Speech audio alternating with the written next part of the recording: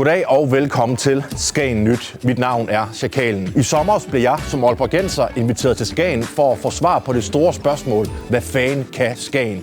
Og jeg fandt ud af, at Skagen, de kan fandme meget. Spørgsmålet er jo så, er Skagen kun en sommerby, og hvad fanden kan Skagen egentlig om julen? Det skal vi finde ud af nu. Jeg har endnu en gang allieret mig med ejer af Skagen Nyt, Mathias Rump Hansen. Mathias, hvad skal jeg så kastes ud i dag? Jamen, du skal ud og smage og opleve dig gennem julen. Jeg har forberedt en masse gode oplevelser til dig dagen igennem. Vi starter her på Skagen Harbor Hotel, hvor vi skal have lagt en god bund i form af lidt god morgenmad. Er det buffet? Ja, det er det. Vi går ind. Vi skal jo i krig. Krig i buffeten. Leverståhej og pølse. Og det er jo pålæg fra Slagter Munch og brød fra en bager. Det er jo virkelig kvalitet. Jamen det ser i hvert fald også lækkert ud. Du starter ud med den der klassiske spegepølsemad. Slagter Munch laver legendarisk spegepølser, så det er hvad jeg starter dagen stille og roligt med. Du går lidt med all in. Jeg synes selv, jeg behersker mig sådan nogenlunde. Lad os gå i krig. Det smager næsten af min farmors leverpostej, det her. Og det er rigtig positivt. Rigtig, rigtig lækkert. Skålen. Er det snaps, du har taget? Det er det. Så hvis det er standarden for hele dagen, så er jeg en meget, meget glad mand, aalborgenser. Skal vi lige slutte af med manér her, Mathias? Ja, lad os. Spandauer, kanelsnegle. Bunden er lagt, men en voksen mand som mig kan altså altid lige spise lidt mere morgenmad. Så vi tager lige en lille morgenmadsplatte her på Skagen Bageri og Café Østerby. Kom. Ej, det ser lækkert ud. Surdejsbolle. Æg, det kan man heller aldrig få for meget af. Vigtigst af alt, gamle knasost. Brød, smør, ost og i bedste kvalitet, altså. Det her, det kan jeg jo leve af. Skål i kaffe latte. Lige det sidste croissant her. Fandme godt bagværk. Det var vist også nok morgenmad for den her gang. Puha. Nu glæder jeg mig bare til frokost. Ved I, hvad jeg godt kunne spise lige nu? Jeg kan godt spise et rigtig godt stykke smørbrød. Og så er det godt, at vi skal på Iscaféen, hvor de serverer Danmarks bedste af slagsen. Kom. Dum. Hold derop, det ser autentisk ud det her. Og jeg kan se, at de allerede har stillet en øl klar til mig. En Skagen Bryghus Klitnisse julebryg. Jamen ved du hvad, klokken den er også omkring de 11 nu, så jeg tror godt, jeg lige kan smage på sådan en lille sag her. Hold kæft, den er god. Og så kan jeg se, at der også kommer lidt smørbrød her. Ej ja, det er sylt. Det ser virkelig lækker ud. Kikskage. Kikskage? Ja, vi skal vel have lidt smør på. Danmarks bedste smørbrød her. Og så et godt stykke sylt på. Så smager vi på herligheden. Hold kæft, det smager godt. Undskyld sproget. Nu begynder man altså at komme i julestemning. En kiksekage. Det er noget, jeg ikke vidste, man overhovedet kunne få i Nordjylland. Altså, hold kæft, det er lækkert, mand. Fy for satan, det var en god frokost. Nu kunne jeg altså godt trænge til en lille dessert. Og så er det godt, at vi skal på Plesners Badehotel, fordi at jeg har hørt, at de serverer æbleskiver og gløgg. Kom. Og hvad har vi så lækker sager her? Hjemmelavet gløgg Ja. og hjemmelavet æbleskiver. Ej, hjemmelavet simpelthen. Det hele er hjemmelavet. Jamen, det ser fornemt ud. God appetit. Tak. Det kan man godt smage, det er hjemmelavet håndværk. Det her, det er ikke bare Karen Wulff. Dufter godt. Bedre dessert får man altså ikke, når det er jul. Det kan jeg lige så godt sige. De ligger lige, hvor de skal. Skål i gløgg. Så har vi fået dejlig morgenmad, vi har fået frokost, vi har også fået dessert. Nu synes jeg, det er tid til at få en dejlig julemenu, og det skal være her på Skagen Fiskerestaurant. Kom. Det ligner godt nok ikke, at de har faret i dag, men jeg er sgu ikke så sart. Og det var en Taste of Christmas, eller hvad? Præcis. Ja, der er noget for enhver smag. Så er der også en julebjæs til. Ej, nå, jamen vi starter med lidt æg og rejer. Det ser jo så dejligt ud. Det smager virkelig lækkert. Skål i bjæsk, det er eddermame også lang tid siden, jeg har fået sådan en. Så er en Grimberg Noel. Ej, tak skal du have. Skål i Grimbergen Noel. Det er altså smagen af jul, det her. Risalemang, det kan man sgu altid spise. Det er jo jul. Jeg har en hel mandel. Jamen, så er der en lille mandgave. Så hvad er det? Det er hjemmebagte vaniljekranse. Ej, fornemt. Det var godt med en juleplatte. Masser af dejlige fisk og sager. Nu skal vi have endnu en juleplatte, og denne gang har jeg hørt, det blandt andet er med ribbensteg og grønlangkål. Og det skal være her på Restaurant K. Kom.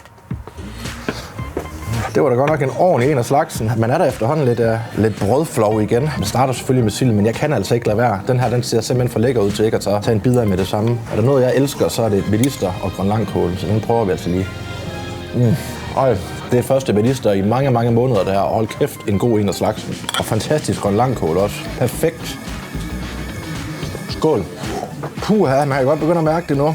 Jeg må kæmpe mig igennem på viljen. Det smager jo fantastisk. Og så lige en tomat, så har vi også været sunde i dag. Ingen juleplatte uden risalamande. Og rigtig, rigtig godt med fløde. Det er altså kæmpe plus i min bog. Så holder vi lige et lille break for al den lækre mad, fordi nu skal vi nemlig ind på Du er Smyk, hvor jeg skal lave mit helt eget smykke. Det kunne måske være en lille adventsgave til min kæreste, så er jeg også fri for at rende hele byen rundt efter det. Så lad os gå ind og se, hvad vi kan. Der står et fad klar til mig her. Jeg får at vide, at man kan lave armbånd herinde, så det tror jeg sgu, at jeg vil. Nu er det jo jul, så måske vi skulle køre det lidt røde juletema. Kæft, de små, mand. Med mine store pølsefingre. Så måske sådan lidt bolsje. Kongen af Danmark her. Hvordan gør jeg det her? Oh my god. Først er på, så mangler vi bare 3.000. Halløj. Halløj. Så kommer jeg lige med lidt her til dig. Mere mad. Ja, værsgo. Perfekt. Lidt at styrke sig på. Ja, det er lidt hjertelys. Ah, sådan et hjerte her måske. Ja. Ja, der mangler lidt endnu. Nej. Jo, skal vi have... Ja, skal vi tage en til? Så tror jeg fandme, vi er i hus. Nej, der.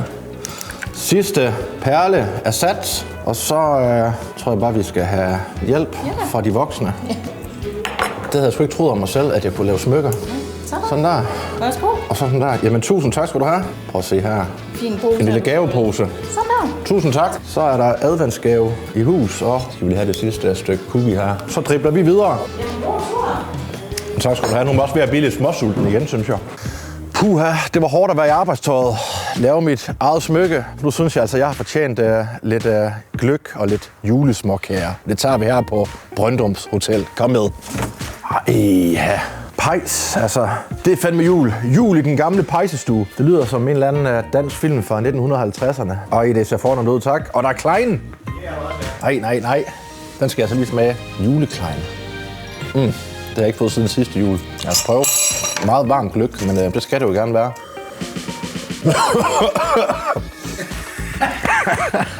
Skal jeg prøve igen? Prøv igen, ja. Godt deres gløgg. Og så er det bare at sidde her og fundere lidt over livet. Nyde at lige om lidt, der er det jul. Den søde jul. Så er der vist ikke andet end kun nogle få gløder tilbage i den pejs der, så jeg tror, vi må videre. Lækker gløgg. Så er vi kommet til det eneste sted her på ruten, hvor jeg er ret sikker på, at vi ikke får serveret noget mad. Fordi nu skal vi nemlig ind og shoppe her i Pier 1, og måske kan vi finde en lille julegave eller to. Hej. Jeg kunne egentlig godt tænke mig at købe lidt julegaver. Bare måske en lille ting til en ældre herre, min far, en ældre kvinde, min mor, og sådan en lidt yngre kvinde, min kæreste. Og så måske også en lille ting til mig selv, bare lige fordi nu er jeg her jo. Så ja, kan vi finde ud af det? Tænk det til din far måske. Ja, det kunne jeg godt se ham med. Det er jo en lækker blød sag, godt? Ja, sådan en her, der kunne jeg så godt se ham med. Jeg har I den i dobbelt X. Det har vi. Så tror jeg, vi tager den. Så har vi til den gamle. Så er det til modder. Der ligger en del ting på bordet her, der også nok kunne være interessant. Hvad med sådan noget her måske? Ja. Den kunne jeg godt se hende i. Jeg er en handlingsmand, altså jeg synes, den er fed, så den kører vi med. Det er godt. Så tager vi en medium. Ja. Så har vi også min kæreste. Hvad kunne man finde der? Ja, for eksempel sådan noget som det her. Det kunne du så også bruge hver ting for sig bag. Det er begge to meget lækre ting. Jamen lad os prøve det. Jeg synes, det er fedt. Jeg synes, det ser fedt ud. Jamen så mangler vi jo sådan set bare lige et lille ting til mig selv. Altså nu er jeg her, så kan jeg sgu lige så godt lige tage noget med. Jeg er vild med grøn, og det er den der kunne vi sagtens køre med. Den er også rigtig fed. Nu skal du altså også godt nok lige se, hvor flot her. Det er sådan allermindst drøm, den her. Jeg kan lide det. Hvad synes du, der kunne klæde mig bedst? Tror du får fornøjelse af sådan noget som det her? Så tager vi sådan en der. Du ved bedst. Perfekt. Så har vi det hele. Godt. Det er fornemt. Så er julegaverne i hus. Tak skal du have. Og rigtig god jul. Jamen tak, og i lige måde. Så er vi nået til aller sidste sted på denne Skagen julerute. Nu skal vi nemlig på Spisehuset Skagen, hvor vi slutter af det grande finale med en kæmpe dejlig julebuffet. Kom. Så for delen. Ja, så er der lige sådan en lille let anretning til dig her. Det er jo næsten for meget af det gode, og så alligevel ikke. Ja. Det ser fantastisk ud. Så må vi jo se, om du skal have dessert, når du har spist op igen. Altså, jeg må se, om jeg kan blive mæt af det her. Jeg har min tvivl, men lad os nu se. Velkommen. Tak. Der er tarteletter, og det har vi slet ikke fået i dag. Det er simpelthen savnet. Rud Aalborg, man er vel Aalborgenser. Sådan synes jeg også lige, jeg fortjener. Skål. Hej Mathias. Hej så Daniel. Slå dig ned.